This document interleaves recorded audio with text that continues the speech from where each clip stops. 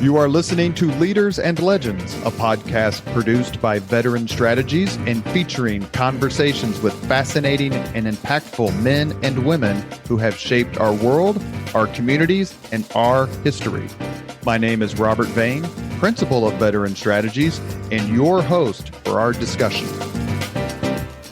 You are listening to Leaders and Legends, a podcast presented by Veteran Strategies, an Indiana-based public relations enterprise, and sponsored by Garmon Construction, Leaders and Legends LLC, the Grand Hall and Conference Center at Historic Union Station, the McGinley's Golden Ace Inn, and NFP, a national insurance broker with strong local content. Our podcast is featured on the All Indiana Podcast Network in partnership with Wish TV. You may find Leaders and Legends at allindianapodcastnetwork.com. Thinking of starting a podcast or need to host a public meeting? Let Leaders and Legends LLC be your partner as you look for new ways to communicate your message. Please contact Chris Spangle or me at leadersandlegends.net. And as always, all our podcast interviews are dedicated to the legacy and generosity of P.E. McAllister. I couldn't be more thrilled to have a chance to hear this man's voice in a way that I get to ask him questions. And that's Don Fischer, the voice of IU football, IU basketball. He started in 1973. He's won, I think, every award that can be won, including Sportscaster of the Year, I believe. What is it, Bill Benner? 27 times? I believe this might be 28, the most recent. So we're going to talk to Don Fischer about his career, about IU, about games, about them being a football school now. And we are absolutely thrilled to be joined by our friend, Hall of Famer, Bill Benner. Bill, you've known Fish for a long time, if I may call you that. Fish. Well, yeah. Take it away. I've known Don since he came on board. I was a young sports writer back in 1973 when Don was hired by, I believe it was WIRE. Is that right, Fish? That is correct, Bill. Yeah, WIRE, 1430 on your dial, and Don came to. Nobody really knew who this guy was, and let's with every good story, we should start at the beginning. So you were, I believe, in Terre Haute, perhaps at the time?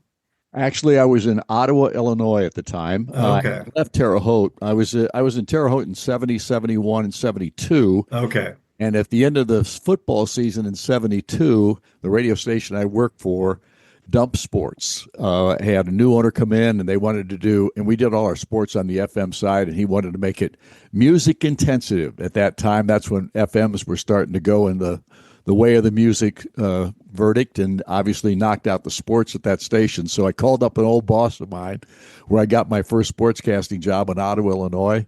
And the next thing you know, he hires me to teach a high school kid that was doing their play-by-play. That's why he let me come back to Ottawa.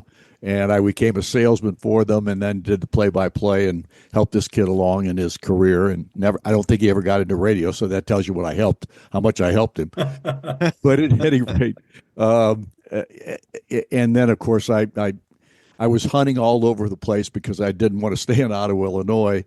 You don't get a sportscasting job in the fall or the winter because everybody's got their guy. So literally that's where it started. I was back in Ottawa in the spring of 73, and that job came open, and my old boss in Terre Haute called me up, and he said, "Did you apply for the IU job?" And I said, "I didn't know it was open." "What are you talking about?" He says, "Yeah, they've been advertising it in Broadcast Magazine." I said, "It must have been a closed box because I never saw it because I look at Broadcast Magazine every day." And he says, "Well, I know a guy." He says, "I know the station manager's name is Don Nelson." And he said, I'll call him and see if the job is still open because it's been there a while." So he calls him up, and about 10 minutes later, he calls me back and he says, "I got two words for you. One's good and one's bad." I said, "What's the bad?" He goes, "Well, there's 275 other guys that have applied for the job." And I said, "Oh, really?" I said, "What's the good?" He says, "The job's still open." So I applied, and lo and behold, I got an interview, and the next thing you know, I was the voice of IU. And who was it that interviewed you, Don? Don Nelson was the station manager at WIRE at the time, and Bill Robinson was the program director. And Bill was the morning guy on WIRE at that time. Of course, it was a country music station, and they were rivaling WIBC at the time, and they were the number 2 station in the marketplace when I got the gig as their sports director. And of course, a part of the job was become the play-by-play voice of IU. Fish, I can semi-relate. In 1973, I was covering high schools, and you were at Ottawa, Illinois. And then in 1974, the Pacers beat opened up, and all of a sudden I was covering Bobby Slickletter, the Indiana Pacers, and professional basketball. So it must have had been, obviously it was, an enormous transition. You're not only moving geographically, but up the ladder to a Big Ten school. I mean, that had to be daunting, but very, very much a wonderful opportunity at that time. Yeah, it was, Bill. It really was. And I was nervous as a cat on a hot tin roof the first game that I did. The first game was Lee Corso's first year there as the head coach, and my first game was Indiana against Illinois. So we opened the season with a conference ball game.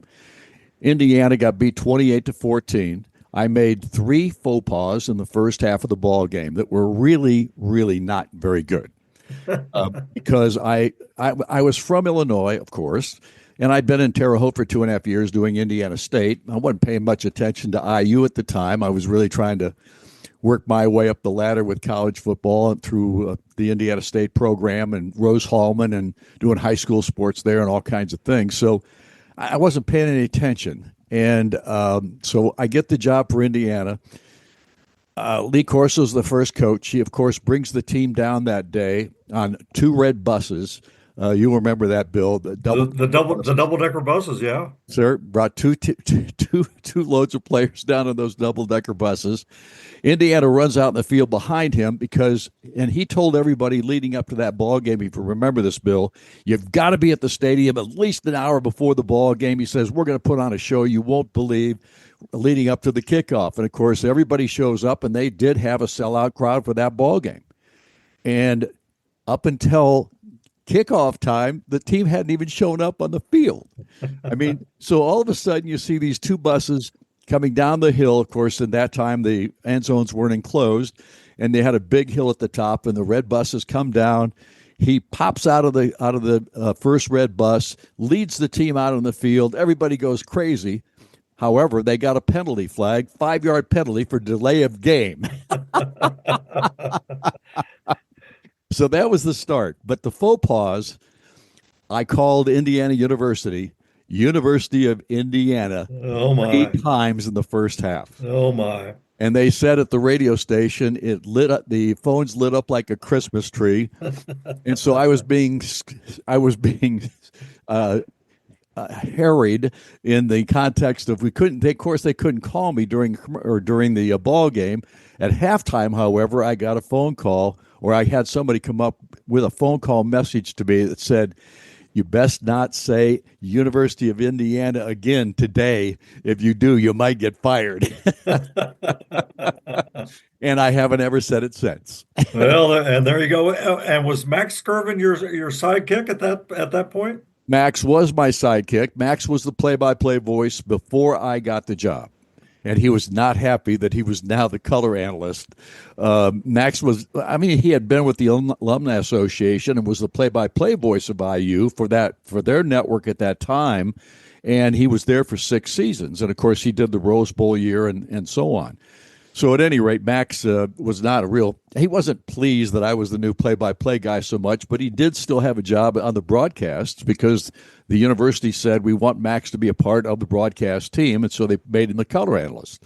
So Max didn't tell me. Obviously he knew what I was saying was wrong, and he never did tell me at the beginning. So I'm assuming at that point he was thinking, maybe I can get this guy fired, get my job back.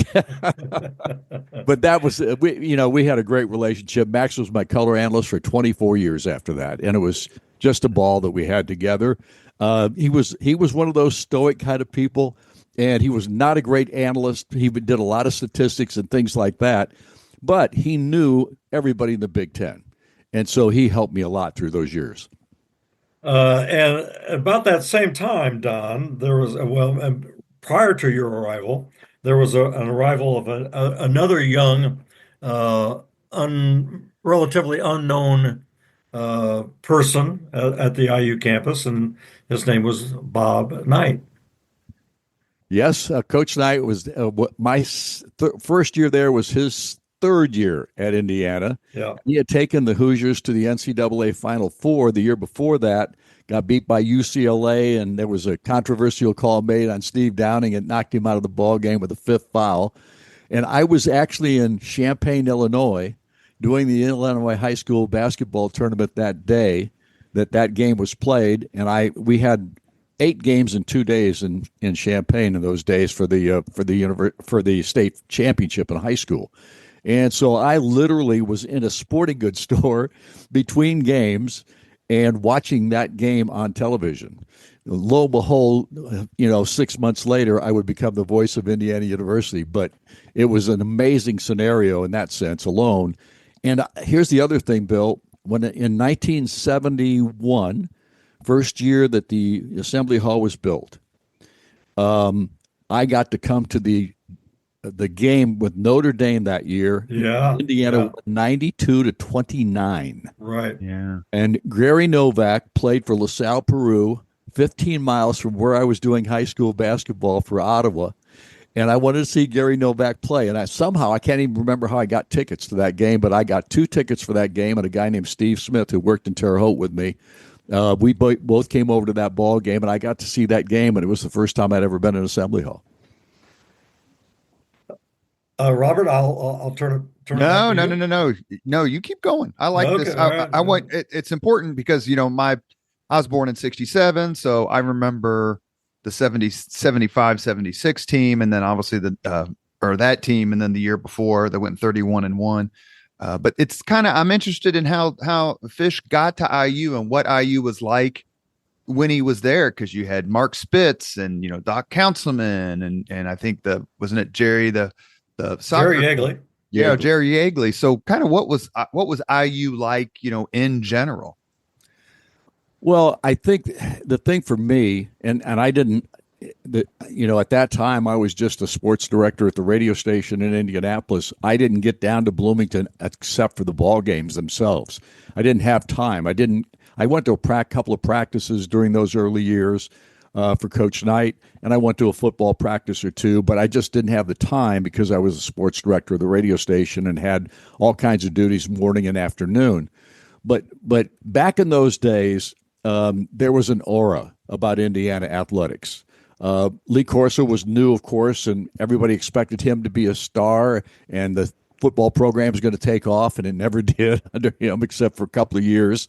He had 2 winning seasons in 10 years as the head coach at IU before he got let go in '83, and then Sam Weiss came on board. But the big news at that point was Indiana basketball, and look, a lot of the popularity that I've had as a broadcaster came from the fact that Indiana was so good at basketball under Bob Knight. And I'm the first to tell you that some of those awards that I received in the early days were simply because Indiana was the most popular team in the state of Indiana at that point in time.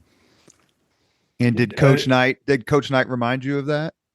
He never did. He never made a point to say anything about any award that I ever won. Go ahead, Bill. Don, we're now more than, let me think, do my math here. More than 50 years out from the 76 team, the last unbeaten team in the major college basketball history. I still remember your call, Scotty May jumping up and down at the end of that 76 game. I had the good fortune of being in Philadelphia, and John Banch wrote the lead. I got to write the sidebar for that championship game. But those 2 years, and Robert alluded to the previous year when Indiana should have won the national championship had it not been for Scotty May's broken arm.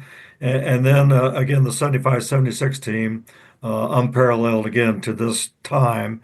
Those 2 years for a young sportscaster, for a young voice of the Hoosiers, you had to feel like, man, I've just arrived at the perfect time. I was in the dream world, Bill. There's no question about it. It was so much fun to be a part of that. Coach Knight did a pregame show with us, but never did a talk show in those days. He certainly was not a part of that aspect of it. He didn't do a postgame either, thank God, because post games might have been a little tough every now and then, if you know what I mean. But he was good to me in the sense that he never turned me down.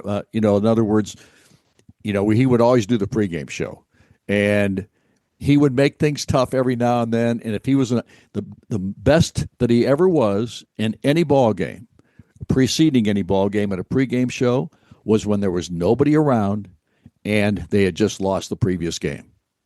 And the reason was because when he was in a great mood or they were playing really well and those kinds of things, he wasn't concerned.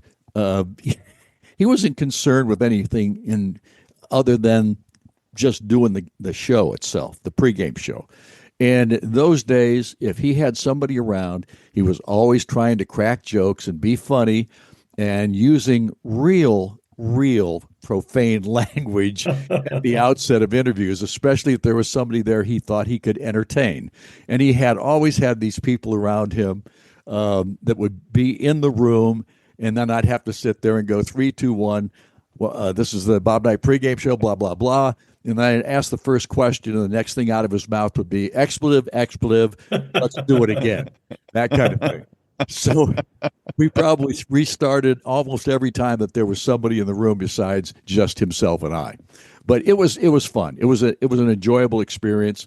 It was tense at times, as you would imagine, because of his moods and those kinds of things. But there was nobody, and I say this to this day, I've never been a part or seen a better basketball coach at the college level than Bob Knight just coaching basketball. He was phenomenal. Well, and Fish, I couldn't agree. And I've said, of course, I became on the other side. When I came to my crossroads, I took the other path. But I've always said that if I had to have one coach to win one game, especially if I had inferior talent, and the 76 team did not have inferior talent. That's why they went unbeaten. But if I had one coach to win one game with inferior talent, it would have been Bob Knight. He was a genius. He was, absolutely. That's the best word you could use in regard to Coach Knight, is genius. You're listening to the Go ahead, Bill. Go ahead, Robert. Just very quickly, you're listening to the Leaders and Legends podcast. Our guest tonight is Don Fischer, the voice of IU athletics for more than 50 years, and we are joined by his friend, proud IU alumnus, Hall of Famer Bill Benner. Keep going, Bill. Well, and Don, again, we want to talk about football, especially recent football. Yes, sir. Be a lot, but your time with Knight, and again, there were good times and there were very challenging times, sir, where he did things that cast the university in a not so positive light, and that's being taken as high a road as I can. But you had to ride through all of that. You had to be a steady hand and a steady voice through all those highs and lows, including 2 more national championships, but other things that happened along the way. Well, there were a lot of things that did happen. The good news is when they went to Alaska that one year and they kicked off Tommy Baker and Don Cox off the team, and Roberson was on probation, and I think Mike Woodson was in trouble too, but he was a good player, so they didn't kick him off the team. And I'm not saying that Mike should have been kicked off. I'm just simply saying there was a lot of questions about who got kicked off and who did not get kicked off in that ball club. But that was, I think, 78, was it? I think it was 78, yeah. So at any rate, but all through those years, and there were different and challenging times with the coach. There's no question about that. But I don't believe in my memory that he did kick me out of the room a couple of times when I asked a question he didn't like, but then he would always have a manager come get me and we'd go back and do it again. Uh, there were times when it was just he was just not in a very good mood and things were not going well, and some of the controversies, especially at the end of his career, those were always difficult challenges because he wanted you to come in his behalf and say things that would point you in a direction that would say, well, Coach Knight didn't do that or didn't mean to do that or whatever the case may be. And, I'm sitting there in the middle of this thing and he's telling me what I should say. And every time he did that, I screwed it up. And he would be really fried that I did that. But I screwed it up on purpose because I didn't want people to think, well, Fischer is not objective at all in what he's talking about in this situation.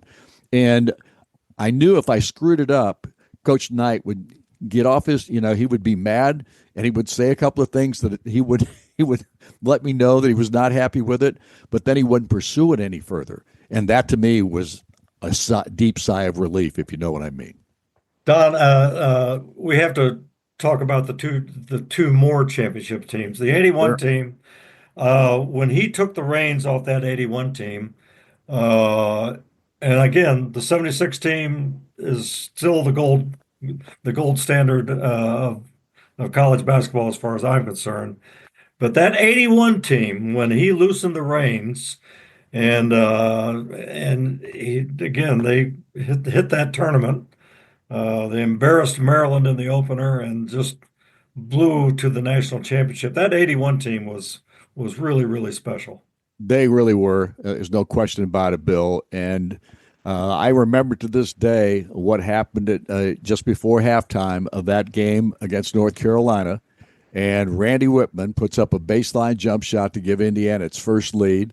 Randy Whitman, incidentally, is my all-time favorite Indiana player, not so much because he was the greatest player at Indiana, but because he was such a good player.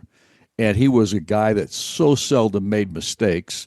But on top of that, in those days, my early days in Indianapolis, we lived on the west side.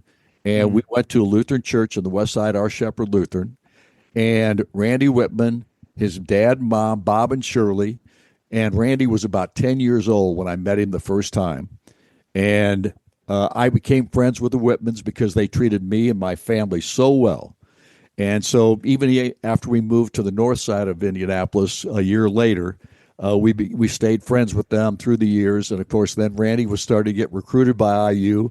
And when Randy got to Indiana, I said, I can't wait to see this guy play at the college level. And for 4 years, he was one of the best players on that basketball team.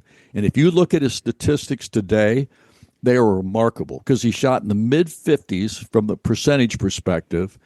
He was a part of every good Indiana team in those days when they were winning and without some of the best players. Ted Kitchell was hurt one of those years. Randy was hurt one of those years. But they helped him. Randy helped them to a national championship in '81, not because he was the best player on the team, because Isaiah Thomas probably had that honor. But there's no question he was one of the keys to that ball club. I mentioned a coach, the best coach to win a game with perhaps inferior talent. And so we fast forward to '87. Mm-hmm. I will tell a quick personal story. I happened to be covering that. I was working, but it was well past deadline, and I was at a bar with some IU friends on Bourbon Street at about 2:30, quarter of three in the morning, and stumbling down the street, arm in arm, was Maryland's Lefty Driesell and UNLV's Jerry Tarkanian. And I thought to myself, if Coach Knight is still up at this hour, he's looking at game film. And then later that day, Indiana again beat UNLV at its own game. And then there was the great Keith Smart game winner against Syracuse in the championship game. But again, talk about that '87 team and what they were able to accomplish. Well, they were the least talented of all three national championship teams. There's no doubt. I mean, Steve Alford was great. There's no question about that.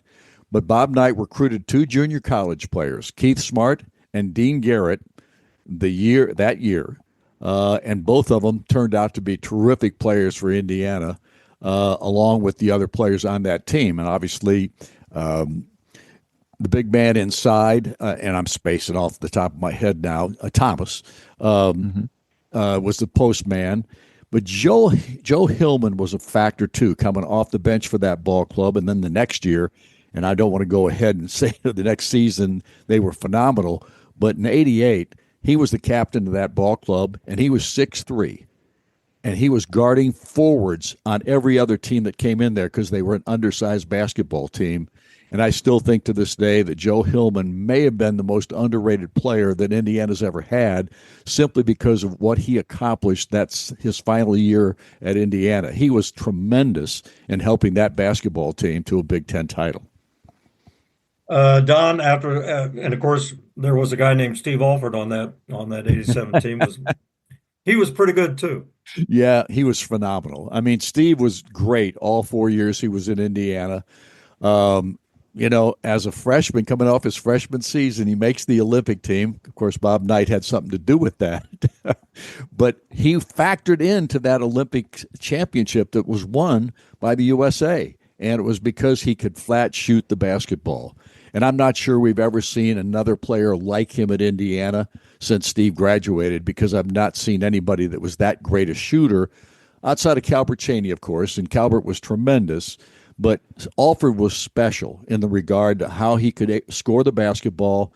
Bob Knight would say he couldn't guard anybody because he was slow and not that athletic. But he was relentless in trying to get himself open, and they tried to set him up to get him open.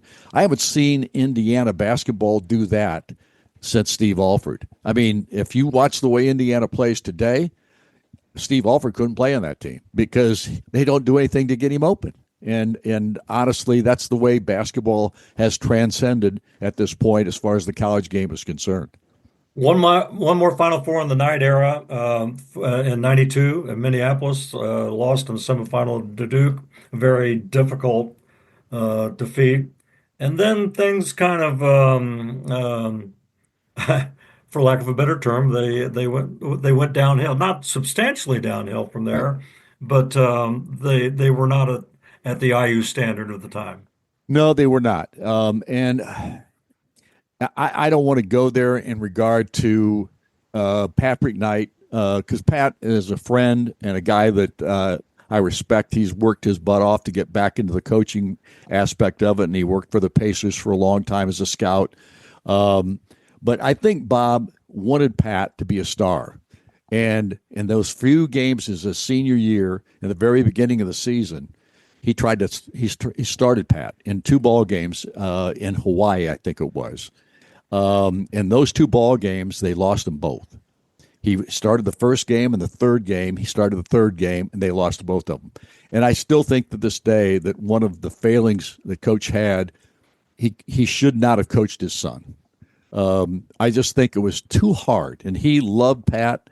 Pat was a hard worker and all those kinds of things, but he wasn't as talented as some of the other guys. In fact, I thought they lost a player. Rob Hodgson left the team his freshman year because he felt like he should be playing, and they redshirted him.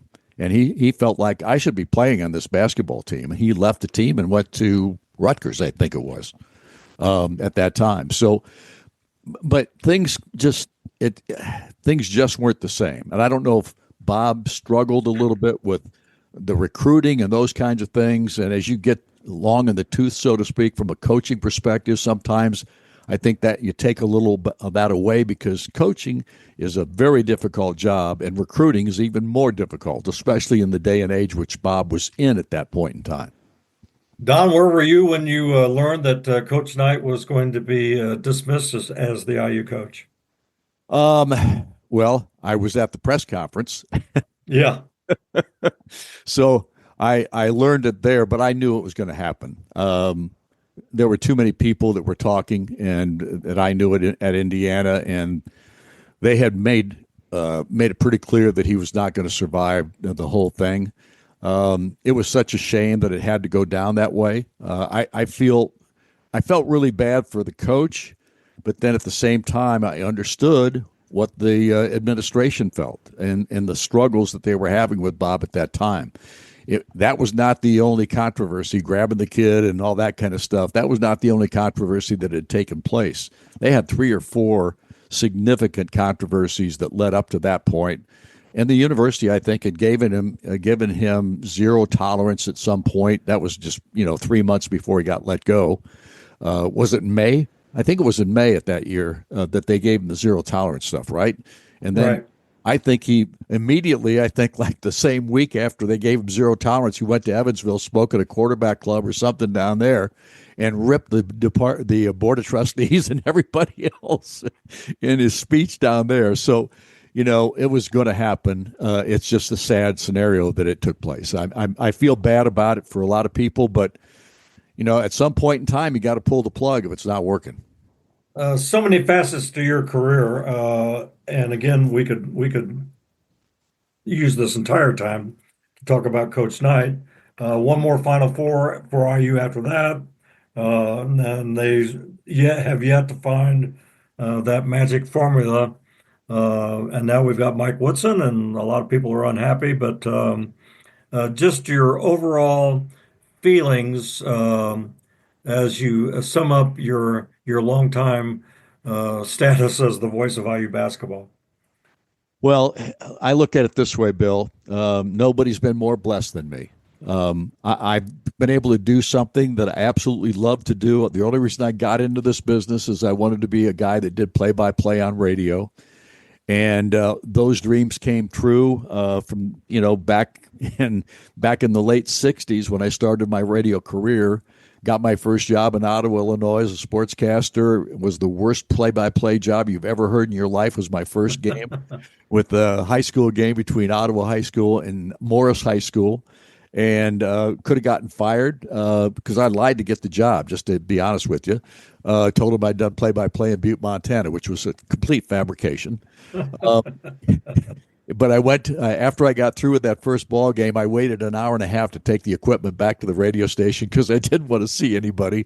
And lo and behold, who's waiting for me when I got back there was the general manager. His name was Wally Porso. He was a very professorial type looking guy, and he was standing in the doorway, and the light was. All I could see was his silhouette in the doorway, and I thought, there's no way I could back out of here and get out of this parking lot. So I went in with the equipment, walked in the door, and he said, I thought you told me you'd done play-by-play before. And I said, well, Mr. Porso, if I'd have told you that I'd never done any play-by-play, I didn't think you'd give me the job. He said, no, blank. You could fill in the blank. He said, if you got 3 weeks, he says, if you're not better in 3 weeks, he says, you're out of here. Next day, got up, called a guy named Art Kimball, who incidentally was a DePaul graduate from Greencastle, was the voice of the LaSalle Peru Cavaliers. And I called him up and I said, you don't know me, Mr. Kimball. My name's Don Fischer. I just did my first play-by-play broadcast last night, and I sucked as bad as you could suck. And he goes, well, what do you want me to do about it? And I said, well, I would like to come and see if you could meet with me and kind of give me some insight and some tips on what I need to do to get better. He said, what are you doing tomorrow? And I said, I'm going to church. He said, what are you doing after church? I said, whatever you want me to. And I sat down with this guy for 5 hours that afternoon. And the stuff that I learned from Art Kimball in those days was what I've used my entire career. You are listening to Leaders and Legends, a podcast presented by Veteran Strategies. Our guest on this show is the voice of Indiana University athletics, Don Fischer, and we are joined by our sometimes co-host and great friend, Bill Benner. Don, let me ask you a question because I want to see the look on Bill Benner's face, even though we don't post the video here on the podcast. What is your opinion of multi-class basketball? You don't even want to ask me that question because I might use some profanity. No, you know what? I'm happy for the teams that win state championships. I always will be. but it should be one class basketball. They'll never replace it. They'll never replace the excitement of winning a sectional or a regional for whatever school you played for or you were a team or a high school student of. In those days, it was fantastic basketball. It was tremendous and tremendously exciting for everybody that played it. And for any of those teams that ever won a sectional, regional, semi-state, whatever the case may be. And it's never going to be the same. But, I am happy for all those teams that now have a chance to win a state championship, whatever class they may play in. But it's not the same as it used to be. And I'm an old man and I don't like it. Bill Benner, can I get an amen? An amen, an emphatic amen. Back in the days, for Farm School Center Grove, there was no bigger victory than beating the county seat, Franklin, in the sectional. Absolutely. So, yeah, that was. Don, ahead, you mentioned Robert. Yeah. you mentioned a few, and because Bill, I want you to end the broadcast talking about IU football. Because you know it so well, and you're a fervent supporter. You went out to UCLA, you went to Notre Dame for the playoffs. So I want to give you a chance to talk to Don about that. But as a kid growing up, you mentioned, as I recall at the beginning of the podcast, that you did some stuff at Indiana State. Is that correct, Don? Me? Yes. Yeah, I did 2.5 years there.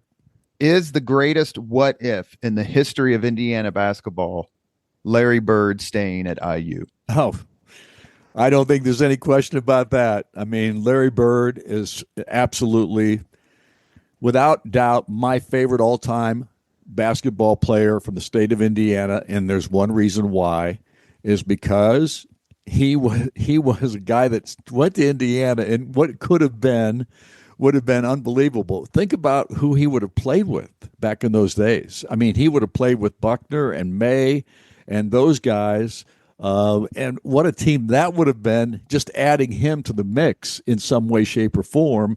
And then the 77 team that went 14-13 was the actual record that year. That was after this championship year in 76. But with Larry Bird on that team, they might have been totally different type of ball club. And look, he is one of the greatest basketball players in the history of the game. Everybody talks about Larry Bird and his abilities without even mentioning that he was not a great athlete. I mean, he was phenomenal at what he was able to do, his instincts for the game, how he played, how he went about his business as a player. And then the trash talking, which you can look up on YouTube and everything else. You can look up on that kind of stuff and see all the stuff that he was able to trash talk these guys with. And they all loved him because he was the best trash talker they had ever been around. So he was just a phenomenal guy. And then on top of that, my wife worked for him for 3 years when he was the president of the Pacers, loved him to death. And we have been friends with them through the years as well. So it's just an honor to be a part of his life in any way, shape, or form, if you know what I mean. I just posted a podcast this week. Actually, I shouldn't say that. The week of January 27th with Jackie McMullen. She came on the podcast to discuss her book about with Bird and Magic. And she was terrific. And some of her Bird stories, a couple of them I'd never heard before, which is shocking because, as Indiana kids, we just devour all things Bird. Which movie is more faithfully indicative of Indiana, Hoosiers or Breaking Away? Gosh, I'm not a bicycle guy, so I'd say Hoosiers easily.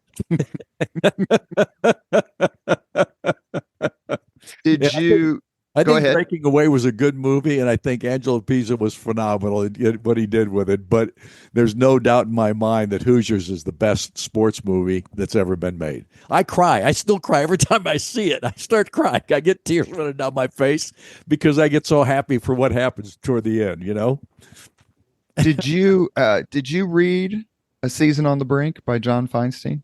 I did read The Season on the Brink by John Feinstein, and it was all true. Were you surprised that Coach Knight allowed this access, this author to be able, for me, the worst part is the fact that Season on the Brink came out for the 85-86 season. Really wish it would have been 86-87 when they won the national championship. Then Bob Knight, His Own Man, the book by the Professor Joan something, came out the year following the national championship. And I wish it had been in 89 when they won the Big Ten, when everyone thought they were going to be terrible. And they had those three teams. That was Syracuse, North Carolina, and maybe Kentucky all scored 100 points on them early in the year. And they thought 89 was going to be a lost year before the big recruiting class came in. But what did you think of A Season on the Brink? And what did you think of Feinstein's treatment of Knight? Well, I thought it was about as fair as you could get. If I was the guy that was the subject of John's book, I probably would have been mad too. But I think it pulled back the curtain on Bob in a major way. And everybody that I ever talked to after I read the book and after talking with people who had read it, everybody said they absolutely loved the book. They thought it was tremendous.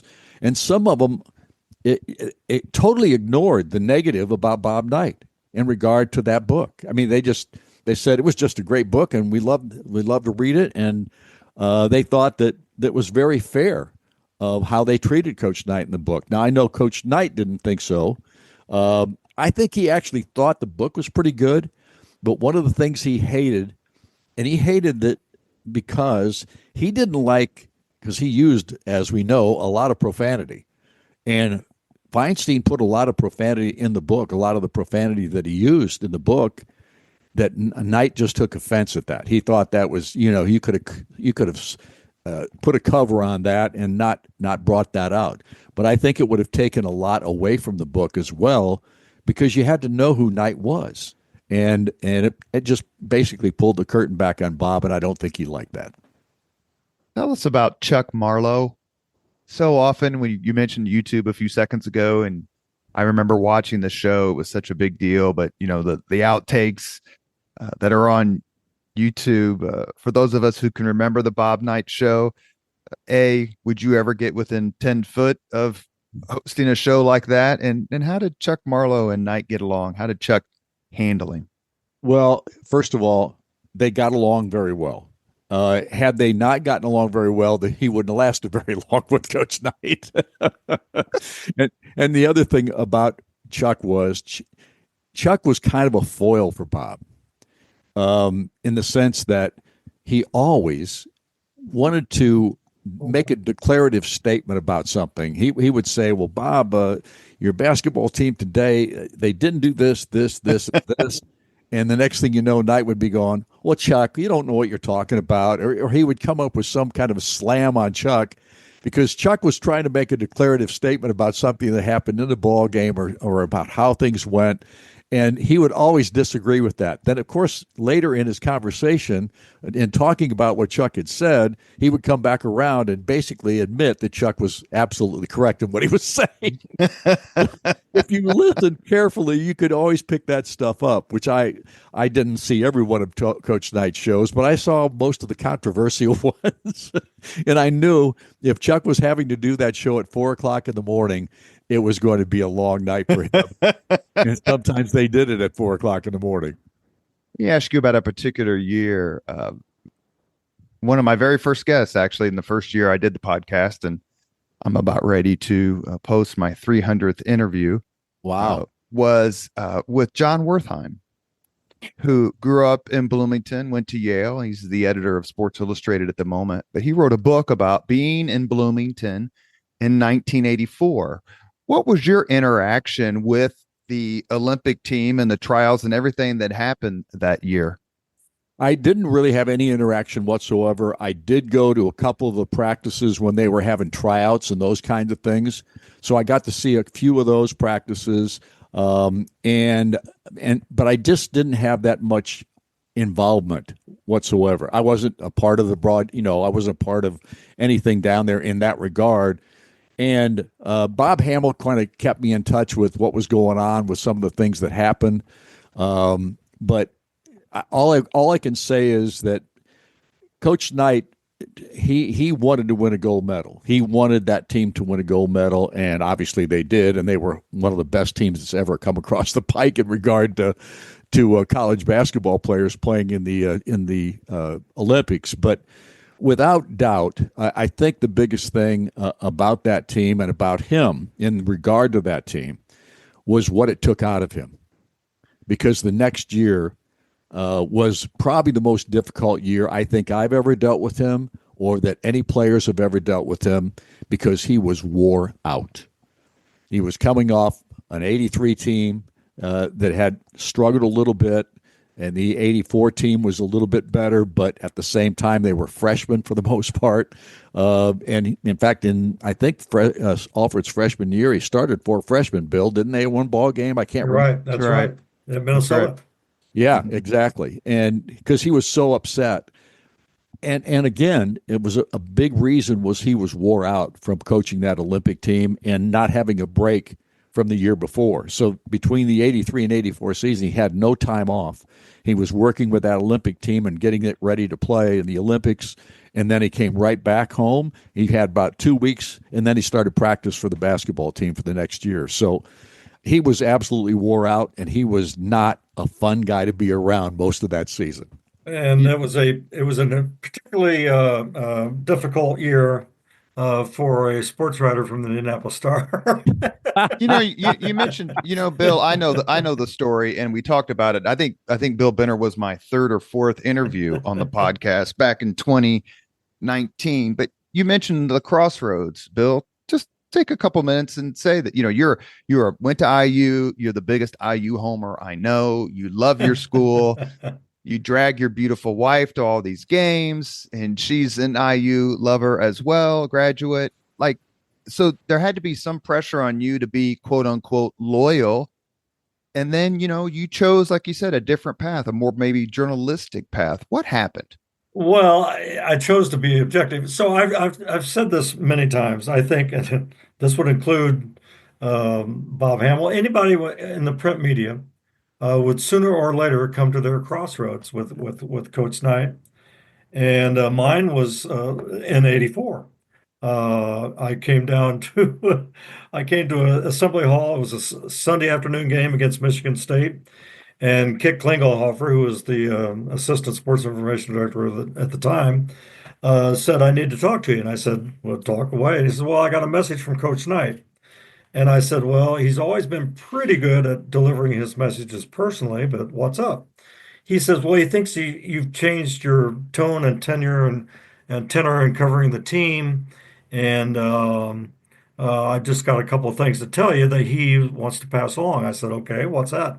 He said, "Well, if you don't come around, uh, he's going to be less kind to you." And I said, "Well, I think we're already there." And he said, and then he also said, are you going to cover the Olympic trials?" And I said, "Yeah." And he said, "Well, he said he's going to do his best to make the Olympics coverage difficult for you." And I said, "Well, that'll be up to USA Basketball. That won't be up to him." So, but from that point on, every interaction I had with Coach in a post-game press conference was difficult. Often he would insult me. One time he came in and poured a Coke all over my notebook, and things just deteriorated. And then, as Fish mentioned, the '84-'85 season came. He threw the chair. I was highly critical, and it just kind of deteriorated from there. But I chose to honor my profession and to honor to be as objective as I could in covering IU. Purdue had a coach at the time named Gene Cady. And that was during the Knight Cady rivalry. Nothing ever, ever, ever will surpass that You're right. during those times. I agree. But I became known as Boilermaker Bill to some people. And That had to just be awful, Bill, to get that nickname of all people. It was because I covered, Purdue was doing well. Katie finished 21-20 all time versus Knight, and there was a great rivalry. And so anyway, if I had to do it all over again, I would have taken the same path, but I probably would have mustered the gumption to try to get together, and I actually did a couple of times, try to get together with Coach Knight and see what we could do to move forward on a professional basis. But at some point, it just wasn't going to happen. So I moved on. Don, did you ever feel like you had that fork in the road moment? Oh gosh, maybe every pregame show.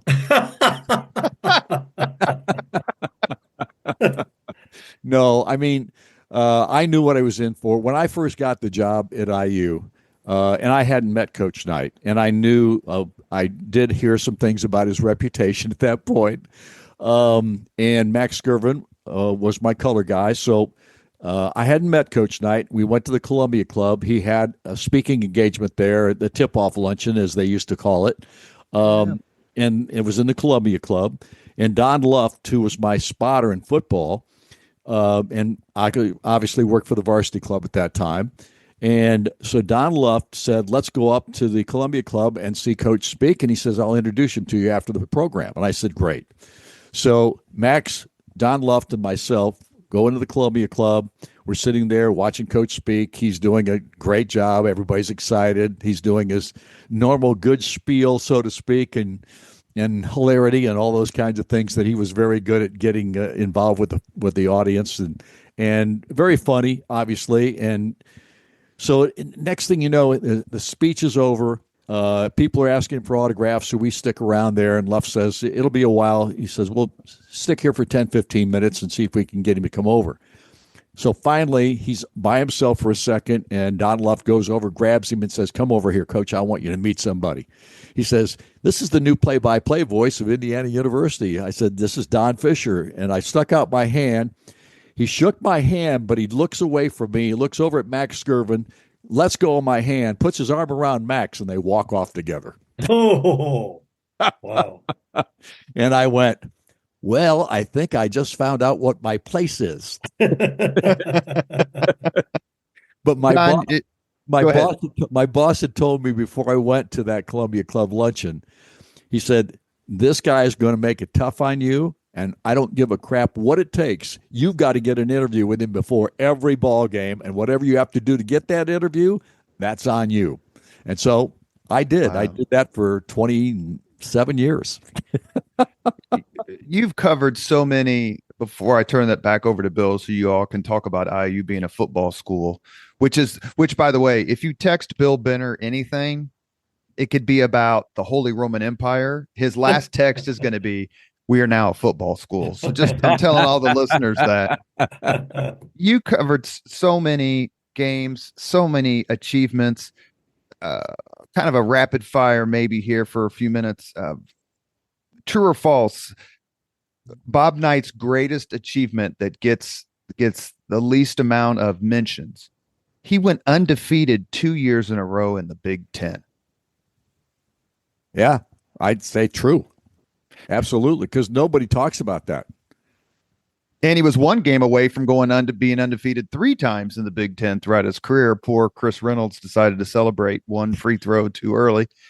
The 1984 game against North Carolina. North Carolina had 4 number 1 draft picks. IU had 1, Uwe Blop. That speaks for itself. They were a young team.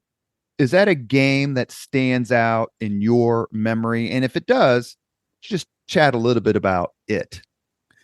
Well, there's no question it does, because Alford was a freshman. I mean, and that team wasn't that great. It was a good team, but it wasn't a great team. And sometimes when you watch Bob Knight coach, his best coaching jobs were done when he didn't have the most talent. Mm-hmm. I mean, he was so good at getting guys to live up to their potential, so to speak, who didn't really think that they had all that much potential, but they figured it out. They learned how to play together, and he was tremendous at getting kids to have that chemistry, because the off-motion offense that he ran was hard to learn. And that team was pretty young, and yet they really did a great job of running the motion in that ball game against North Carolina that year. It was, and of course, Dan Dockich will take credit for shutting down Michael Jordan. But Jordan was in foul trouble a little bit. That's part of the reason he wasn't on the floor all the time. But then on top of that, Doc had a lot of help as well, and he would admit that and has Sure. admitted it. Not maybe publicly, But is that a game? But it was a great win. It was a terrific win. Is that a game where you go into it as an announcer going, how are we going to stay within 30 points? They were, the number one team in the country, and the list goes on and on. Jordan, Perkins, Doherty, Kenny Smith. I think they had Joe Wolf. They had this amazing, ridiculously talented team. So did you, like, in situations like that, did you fear a blowout? Like, what the hell are we going to do? No, I never, ever, after the first year at Indiana, I never felt like Indiana was going to get beat. I literally did not. I thought Indiana could win every ball game that they played with him as the coach. I mean, I was so impressed with what he did as a basketball coach. I learned so much about the game just listening to him talk, and to when we started having talk shows in 1981, I even learned more about basketball because now we're on the air with him for an hour, and sometimes it was rocky and sometimes it wasn't, but almost always you learn something when you listen to the guy talk about basketball. And I just never, ever thought I never was in the process of thinking we're going to get beat here tonight. I just never thought that. I always looked at it like we could win every game that we play. And now we didn't, but we won most of them. I mean, think about it. All those years and what he did as a basketball coach, and most of the time he didn't have the same talent level as most of the teams they played against. Now, he did in 76 and certainly in 75, and obviously in 81 they had a great ball club, but in 1987 they didn't, and they won the national championship, and that was just an okay team as far as talent was concerned. Agree or disagree? The victory over UNLV, like 97-93, I think, that victory is more impressive than the win over Syracuse 2 nights later. I'm sorry, what was the year again? So in 1987, they beat number one ranked UNLV. I think it was 97-93, Bill, or something like that. Beat them in their own game. Beat them at their own game. That's a more impressive win than what happened 2 nights later. Absolutely. I thought UNLV was the best team in the country that year, based on everything we saw. We saw them play a few times. We also knew what they were capable of from an athletic standpoint. They weren't they, Bill? They were one of the best athletic teams you've ever seen. Absolutely, yeah. And they flat ran the ball up and down the floor like nobody we had seen previously. And what did Knight do? He ran with them and beat him at their own game. It was the most amazing win, I think. One of the most amazing wins I think he ever coached. True or false? The Mike Davis era at IU should be considered a success. True.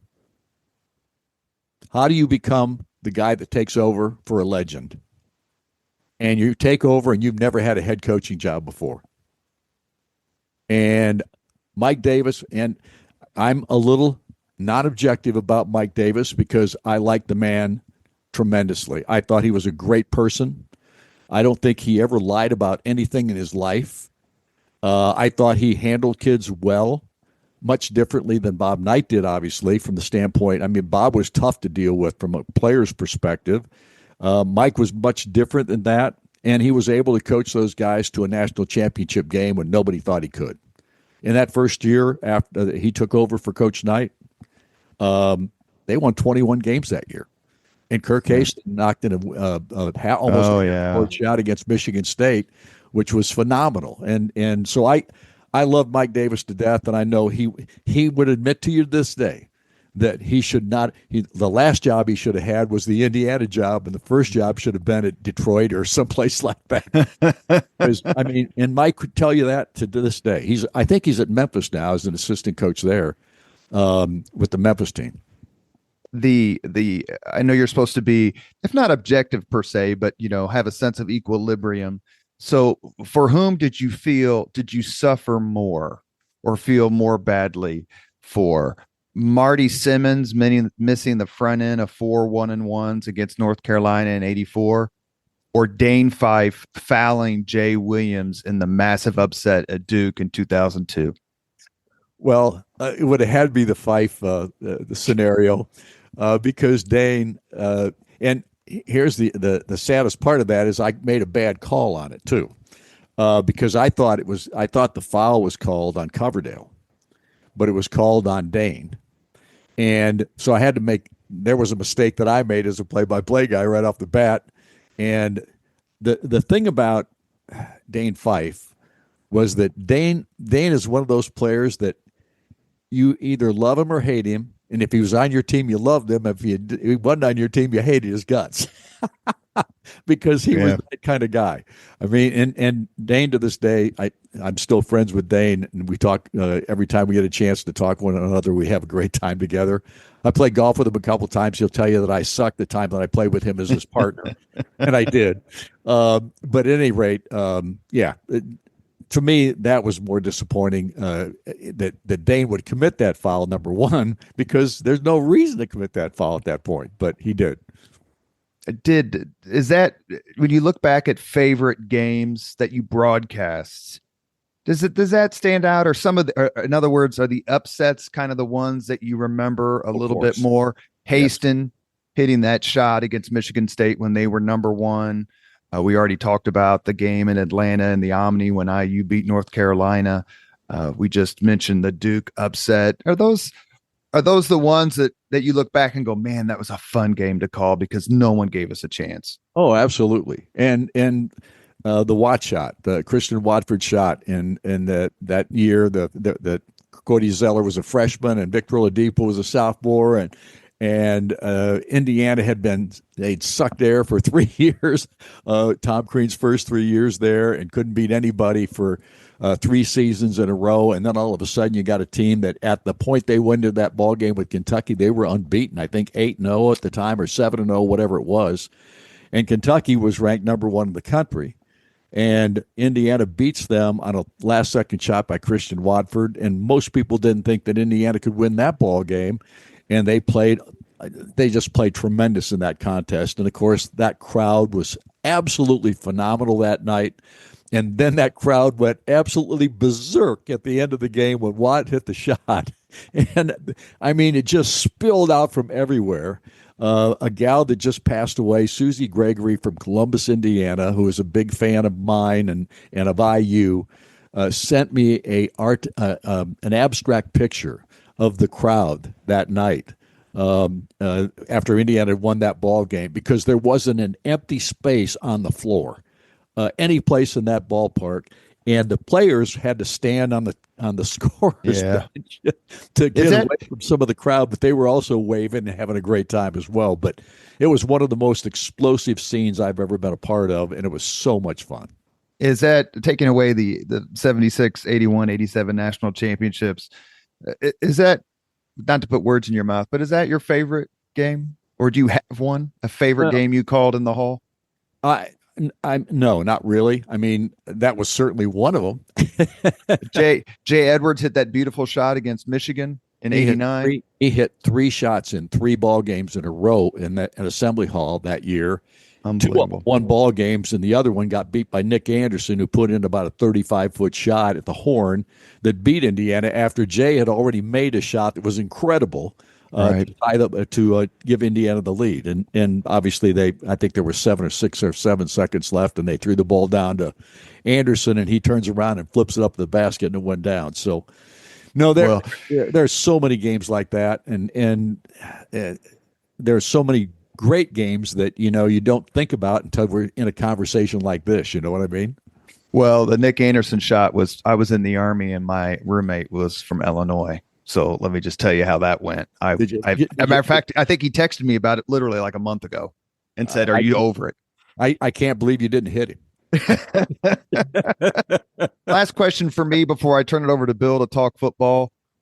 I just want to ask about Assembly Hall. We just a couple of weeks ago, or was it last week, a women's basketball coach just went on and on and on about the atmosphere at Assembly Hall.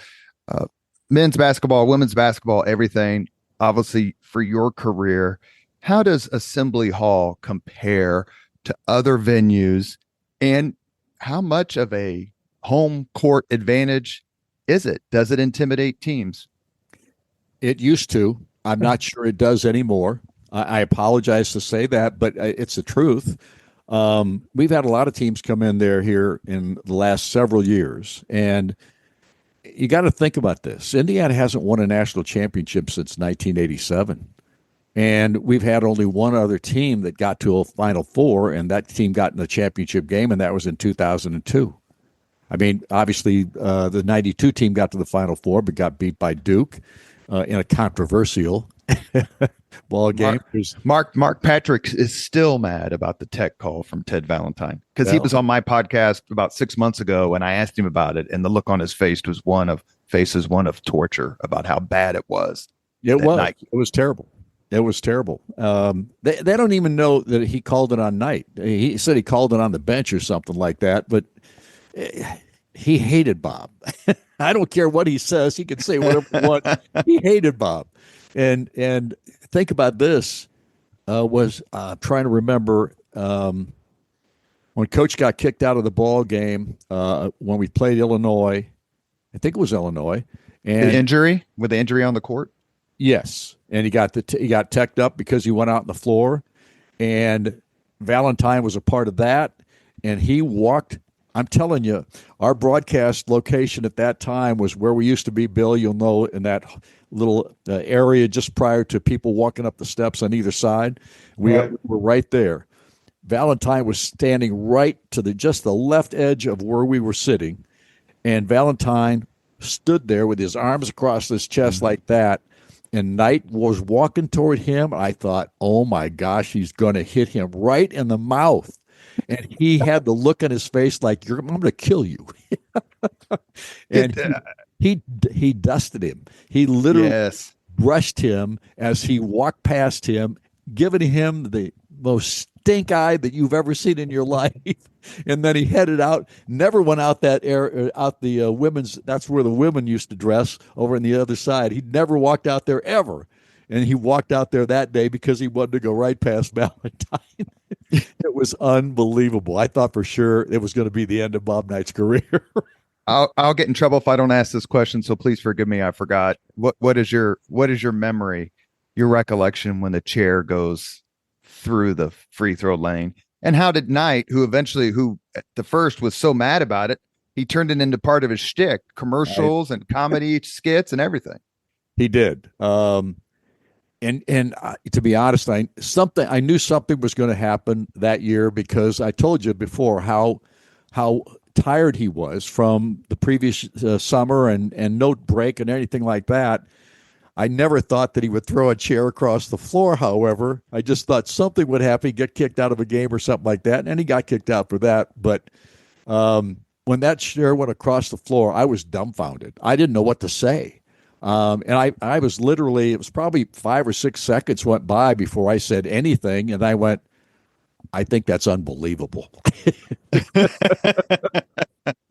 I said, Coach Knight just threw a chair across the floor. And was it Fred Jaspers? I think it was Fred Jaspers who booted him. I think he was the guy that teed him up for both those in that situation. But, man, what a mess it was. And here's the other thing. I've been a part of all those messes. For all these years, I've been a part of so many messes. It's unbelievable. It's you know what? It's been, like I said before, my job is the greatest blessing that I've ever had. No question about it. We have a few more minutes left with Don Fischer, the voice of IU athletics, and we're going to let Bill Benner talk about IU's football tradition with Don before we ask Fish the 5 questions. I won't have to say a word about it because Bill can tell you everything. And we've had Harry Gonzo on the podcast. He was a terrific guest talking about the success they had in the late 60s. Oh yeah. But according to Bill Benner, IU is a football school. So Bill, take it. Well, you talk about messes, and you can't ignore the fact that IU has been, it's the losingest program in Division I history. And we've had teases. First in the Holiday Bowl, that 4 or 5 year stretch with Coach Mao. Um, I'm trying to think of the next tease beyond that. Not too many teases after that. But then we get to this year. I had I was able to host Coach Segnetti at Big Ten Football Media Day at Lucas Oil Stadium, and so I spent 8 hours with the guy, and I came home that night, and Sherry said, "So what do you think?" And I said, "Well, this guy's got the most moxie that of anybody that I've ever encountered. But if he doesn't back it up, it's going to be awful." And then lo and behold, they're 10-0, and I mean, magic unfolded, and they end up, being in the college football playoff and top 10 ranking. Uh, but so for all of us, and again, when I left the Indianapolis Star, I bought season tickets because for whatever reason, I've always been a greater IU football fan than basketball. And so we've gone down there so many times. And on our way back, somewhere between Bloomington and Martinsville, Sherry will turn to me and say, "Why do we do this?" And I would just kind of shake my head. In fact, there have been many times, Don, when I couldn't listen to your post game show because I didn't want to hear about it anymore. But I understand. I do. but this year, again, I went to 12 of the 13 games. The only one I missed was Ohio State. And but this year was just and this guy and this program, and we have to see if it's not just another tease. I don't think it is, but we'll see in the new world of the portal. But for all of the games, you said you always went to IU basketball thinking we can win this game. Yep. I got to believe that wasn't always your feeling with IU football. Well, Bill, why would you think that? Here's the thing, Bill. Yeah, talk about it, Don. Here's the thing.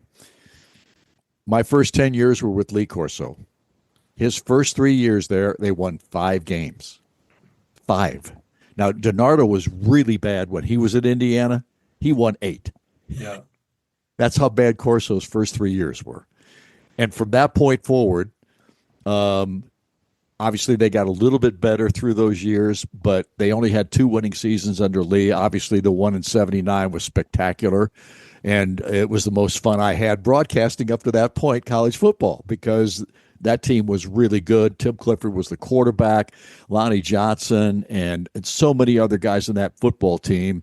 Tim Clifford was one of the best defensive backs ever, and a guy. Tim Wilbur. What did I say? Yeah. Anyway, Tim Wilbur was phenomenal. I think he was just a sophomore in that ball club, and without question, it was so much fun to be a part of a winning football team for a change, because Indiana hadn't had a winning season up to that point. And then he has a mediocre season the next year. They don't go to a bowl game. Of course, there weren't that many bowl games in that era. If you remember, Bill, there were only Rose Bowl and the other big ones, the Orange and Sugar and all those, but you could only go to one. And a Holiday Bowl came into existence, and Indiana got to go to it, which, gave that 79 team the opportunity, and they took advantage of it and won. But from a football perspective, aside from the Bill Mowry era, we have not had anything significant since then. Bill got fired in 96. His last winning team was in 94. You know how many times we've won? How many times we've had a winning season since then? 4. 2007, when Bill Lynch took over for Terry Hepner, and I believe this, Bill, to this day. I think if Terry Hepner would not have had a brain cancer and died, I think he would have turned the program around. I absolutely concur. Yeah, I just think he was a Pied Piper type guy from a recruiting standpoint. He had the personality. He loved Indiana University. He wanted that to be his last job. and he was going to make that a winner. And I truly believe that it would have happened, but it didn't. The good news is that Bill Lynch took over on an interim basis that last year. Obviously, he was not named the head coach, but they gave him the interim position as the head coach, and Bill won that season and went to the Insight Bowl. And then following that, we had how many winning seasons after that? We had two. Two under Tom Allen. Yeah, that's right. That's right. 6-2 and 8-4. Those 2 seasons, 19 and 20. And obviously that's it. That's all Indiana's had all those years. 3 winning seasons since 94. And Curt Cignetti comes around, tells everybody, I don't take a backseat to anybody. And Purdue sucks, and so does Michigan and Ohio State. And I laughed. I literally, on the air, I'm laughing. I'm saying, I've never heard anything like that before, and I love it. And he backed every ounce of what he set up, and it was one of the best. It was the most fun season I've ever been a part of, and I've been a part of a few. And without question, this guy can flat coach. I went to 10 of his 13 practices in the spring that year before his first football game. And I watched him just because I wanted to see what he did, because I heard that he had his own philosophy. He had a unique system. And everything that he did in those 10, 13 practices convinced me we were going to have a winning season. And I started telling everybody we're going to win at Indiana.